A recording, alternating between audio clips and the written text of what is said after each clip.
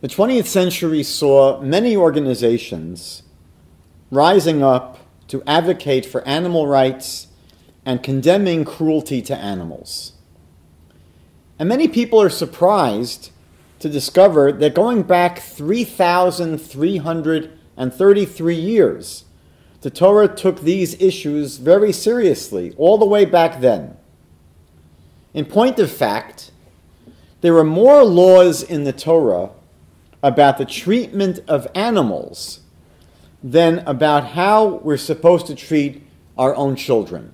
According to most rabbinic authorities, gratuitously causing pain to animals is a violation of biblical law. There are a number of potential sources for this. In Exodus chapter 23, verse 5, the Torah says, "If you see the donkey of your enemy straining under its load, don't refrain from unloading it. Go and unload with him." Meaning you have to assist your enemy to relieve his animal's burden. And this prohibition, this biblical idea, is called tsar ba'alei chayim, pain caused to living creatures. Rabbi Moses Maimonides, in his famous work, A Guide to the Perplexed, derives this prohibition of tsar ba'alei chayim, the biblical prohibition of causing needless pain to animals, from the biblical story of the non-Jewish prophet Bilam, which is found in the book of Numbers, chapter 22. And we're told in that story that Bilam was going on a mission, and his donkey was very much not cooperating with him. It would go in the wrong direction, it would lie down, and this frustrated Bilam tremendously. So, out of his frustration, he struck his donkey 3 times. And later in the story, an angel comes and berates him for striking his animal. And Bilam admits that he sinned. So according to Maimonides, this story itself is the source for the idea that you can't simply hit your animal and cause it pain.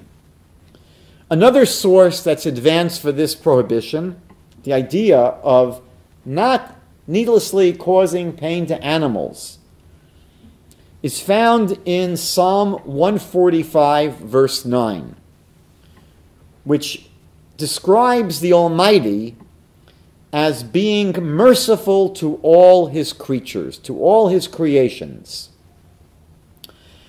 And the Torah also commands us to walk in the ways of God. We find this directive in Deuteronomy chapter 10, verse 12, and in Deuteronomy chapter 28, verse 9.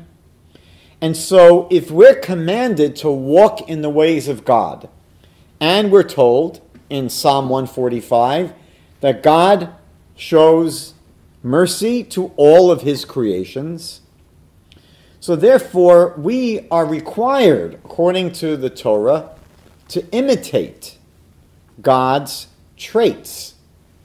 And therefore we are also supposed to be merciful to his creations and not cause them any undue suffering.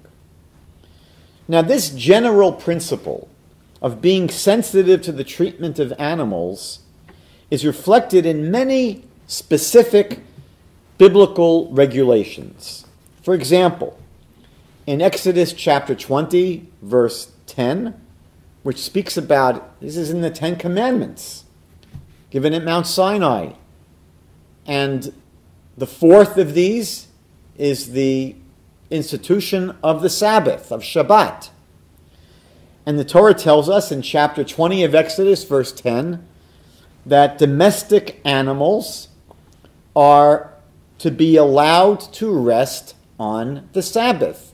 We're not supposed to put our animals to work on the Sabbath. They're supposed to be allowed to graze and roam and be free on the Sabbath day. Who would have imagined that the institution of Shabbat is also for our animals? Leviticus chapter 22, verse 28 speaks of a prohibition of slaughtering a mother animal and its young on the same day. This is considered a form of cruelty. First of all, if they're going to both be slaughtered on the same day, there's a good chance that you're going to have one witnessing the slaughter of the other, which is cruel. It's painful. So this is another biblical prohibition that seems to be centered on and based upon a consideration of the feelings of animals. And it's also described by our commentaries as simply cruelty. It's an insensitive and cruel thing for a human being to do, to simply destroy an entire family, a mother and its children, on the same day. In the book of Deuteronomy, chapter 22, verses 4 through 7, the Torah tells us that if you approach a nest, a bird's nest, and you desire to take the chicks or the eggs that are there, you cannot do it if the mother is there. You have to send away the mother bird. Clearly, it's going to be painful for the mother bird to see you taking in plain sight its children. And so we're commanded to first send away the mother bird. In the book of Deuteronomy, chapter 22, verse 10, there is a biblical prohibition against plowing a field with two different species of animals that are yoked together. We're not allowed to basically use two different species that are yoked together to work for us in the field. And there are several reasons advanced for this. Number one, the more obvious reason, is that two different species probably will be pulling and moving with different speed, with different strength, and therefore it's going to put a strain on the weaker animal. Another possibility is that if the two species, if one of them is a kosher animal, let's say, for example, a cow, and the other is a non-kosher animal, let's say a horse. So we know that the cows chew their cud. One of the characteristics of a kosher animal is that it has several stomachs. It swallows its food. It begins the process of digestion. It regurgitates that food, and it chews it again and again and again, and then it swallows it again. And commentaries point out that the kosher species is always chewing. It's always chewing on its food. If you ever watch a cow, that's what they do. They're always munching and chomping on their food. But if they're tied together, if they're yoked together with a non-kosher animal, the non-kosher animal doesn't do this. And the non-kosher animal is going to sense, wait a minute, why is this guy eating all the time? I'm not eating. Well, they're not feeding me. Why are they feeding this other animal? So it may, again, be painful for one animal to be sitting right next to, standing right next to, another animal that seems to be constantly eating, and where's my food? In the book of Deuteronomy, chapter 25, verse 4, we see there's a prohibition against muzzling an animal while it's engaged in working your fields, threshing, time of threshing of the crops. So if you have an animal that's working for you in your fields, when you're harvesting, you're not allowed to muzzle the animal, which means that anything that has fallen to the floor, the animal has to be free to be able to bend down and eat it. So we see that there's incredible biblical legislation, and there's more, that speaks specifically about the treatment of animals. And indeed, King Solomon wrote in the book of Proverbs, chapter 12, verse 10, that a righteous person regards or considers the needs of his animal. This is one of the definitions of who is considered a righteous person. You have to be considerate of the needs and the feelings of your animals. In the book of Deuteronomy, chapter 11, verse 15, the Torah says, I will provide grass in your field for your cattle. God is speaking, and God says, I'm going to provide grass in your field for your cattle, and you will eat and be satisfied. So the verse here speaks first about God giving animals the food, and then it speaks about human beings eating. And based upon this very verse, the Talmud derives the rule, the regulation, that we are required to first feed our animals before we ourselves eat. You have to feed your animal first, and then you're allowed to eat. Now the Talmud tells a story, it's in Tractate Baba Metzia 85a, about Rabbi Yehuda HaNasi, Rabbi Judah the Prince, who is the editor of the Mishnah. And it tells us that there was once a calf that was being led to the slaughterhouse. And the calf broke away from its handler, and it ran towards Rabbi Yehuda HaNasi, and it hid under the folds, or between the folds of his robes. And the Talmud tells us that Rabbi Yehuda HaNasi looked down at this little calf and said basically, I mean, you don't really speak to a calf, but essentially his feelings were, what do you want from me? This is what you were created for. That's what the Talmud says his reaction to this calf was. But the Talmud tells us that right after this, Rabbi Yehuda HaNasi began experiencing terrible stomach pains that lasted for 13 years. When did it stop? So the Talmud tells us that one day, one of his housekeepers was chasing a weasel, and she was about to thrash it with a broom. And Yehuda HaNasi stopped her, and he quoted this verse from Psalms that we saw, chapter 145, verse 9, God is kind, his kindness extends to all his creations.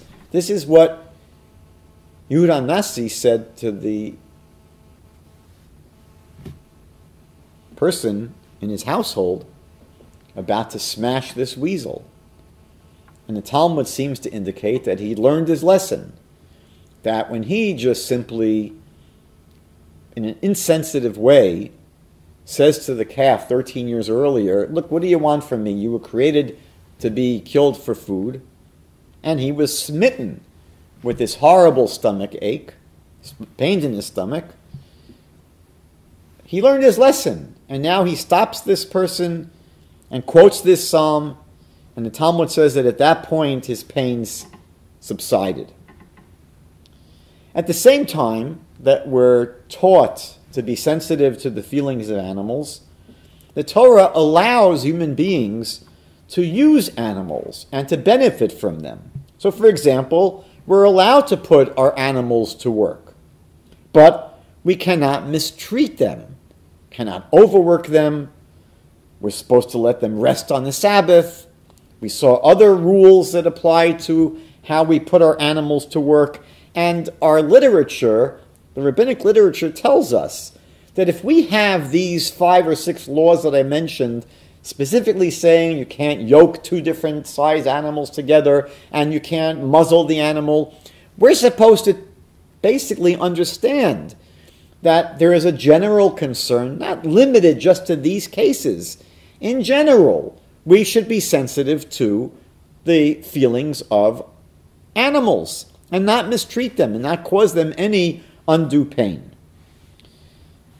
So we're allowed to put our animals to work, but we cannot be insensitive to their feelings and we cannot mistreat them. We're also allowed, clearly in the Torah, we're allowed to eat animals.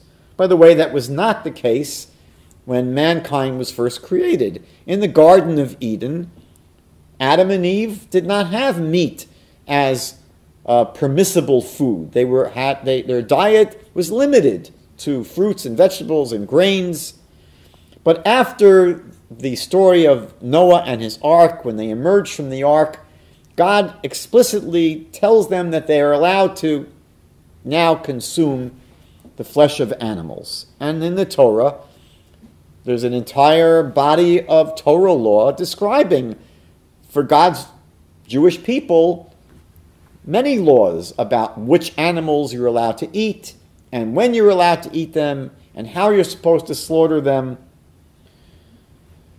So we are allowed to eat animals, but what's interesting is that the Torah very strictly limits the number of species we're allowed to eat, and the process of shechita, of ritual slaughter, is designed to cause as little pain as possible to the animal. As a matter of fact, there have been efforts in Europe to ban ritual slaughter, and in defense of the practice, there have been many scientific studies conducted where they measure the galvanic skin, measurements, and the EEG is taken. There have been scientific experiments trying to measure the pain that's experienced when an animal undergoes ritual slaughter, and basically it's virtually nil. They say it's almost like getting a paper cut. So they go through incredible lengths. The laws of shechita, ritual slaughter, are incredibly complex, and they're all designed to ensure that the animal will experience as little pain as possible. However, our use of animals has to be a necessary one and not a trivial one. So, for example, according to many of our sages, hunting for sport is not considered a legitimate need. It's actually considered to be a cruel and inappropriate activity for people to engage in. So while animals may be used for legitimate purposes, the Torah's general principle of having compassion on animals is always relevant. The Midrash observes that two of Israel's greatest leaders were Moses and David. And the Midrash discusses why were they chosen, what were their qualifications to be leaders in Israel.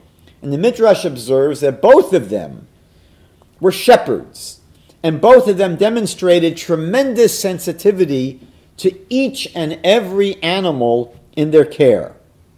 And God said in the Midrash that it's this quality of being sensitive to the animals and their feelings that made Moses and David worthy of being leaders of the nation of Israel.